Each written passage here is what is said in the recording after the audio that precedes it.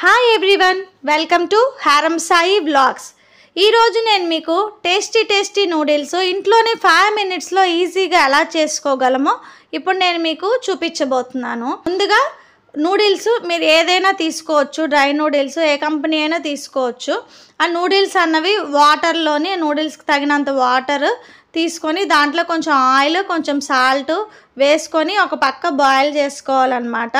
Oil ఎందుకంటే అవి noodles అన్నవి స్టిక్కీగా ఉండకుండా ఉండడానికి ఆయిల్ వేసుకొని అవి కొంచెం సేపు అవి మెత్తబడాలి. నూడిల్స్ అన్నవి మనకు పట్టుకుంటే తెలుస్తుంది. కొంచెం వాటర్ ఒకవేళ ఎక్కువైంది అనుకుంటే మీరు వంపేసుకోవచ్చు. వాటర్ స్ట్రెయిన్ చేసుకున్న తర్వాత పక్కన పెట్టేసుకున్నాక ఒక మూకుడు తీసుకొని అందులో కొంచెము ఆయిల్ వేసుకోవాలి. ఆయిల్ మన ఇంట్లో ఆయిలే కాబట్టి యూస్ చేస్తున్నాము, ప్రాబ్లం ఏమి ఉండదు. బయట తినేటప్పుడు అది మనకి టేస్టీగా చాలా ఐటమ్స్ ఉంటాయి, కానీ అందులో యూస్ చేసే ఆయిల్స్ మసాలాలు అవన్నీ కూడా ఇంట్లో చిన్నపిల్లలకి పెద్దవాళ్ళకి చాలామందికి అవి పడవు. అందుకని నేనైతే ఎక్కువగా ఇంట్లో మా ఓన్గానే నేను రెసిపీస్ అన్నీ చేసుకొని మా పిల్లలకి పెడుతూ ఉంటాను.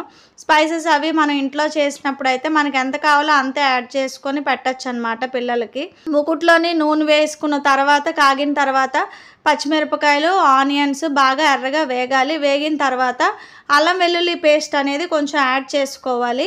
అది పచ్చివాసన పోయేటంత వరకు ఆ అల్లం వెల్లుల్లి పేస్ట్ వేయించిన తర్వాత ఇప్పుడు మనం నూడిల్స్లో ఏ వెజిటేబుల్స్ అయితే తీసుకున్నామో నేనైతే ఇక్కడ క్యాప్సికమ్, క్యారెట్, క్యాబేజీ ఈ 3 వెజిటేబుల్స్ కూడా నేను తీసుకున్నాను.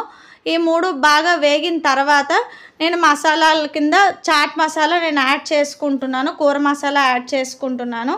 వేసుకున్న తర్వాత బాగా కలపాలి.